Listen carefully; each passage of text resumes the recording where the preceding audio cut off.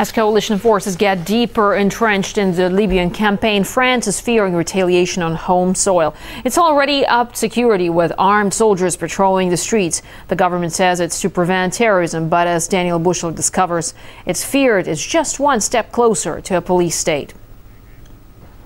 Soldiers on the streets with machine guns. This is France's Vigipirate system, Europe's most expensive anti-terror program to fight what it calls the growing terrorist threat.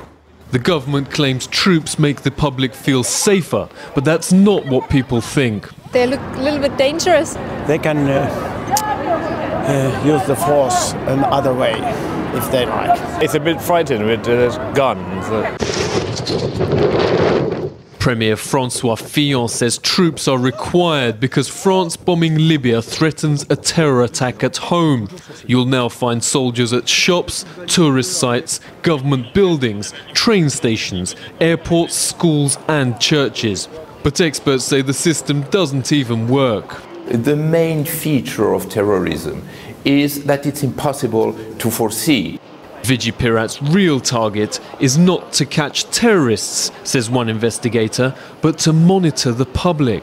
It's easy to persuade people that there could be a terrorist in this metro station. It's easy then for people in France to believe, well, then they have a right to listen to my phone calls, which they do. They do it. They have a right to monitor my emails and Facebook, because they're only protecting us.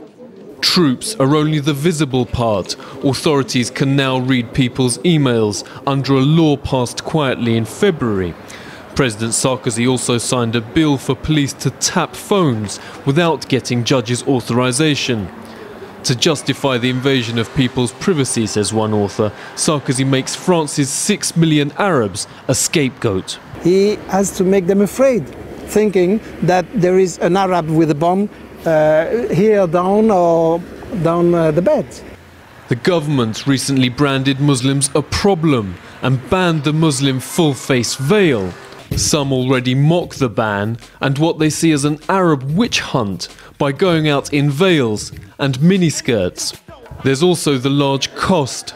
While workers continue to be laid off in the economic crisis, Vigipirate's estimated price is €18 billion each year, enough to create 1 million new teaching jobs. An embarrassed government, analysts say, tries to hide the amount. Vigipirate is very expensive because the executive can move resources from one area to another quite quickly. It's very difficult to find an exact figure.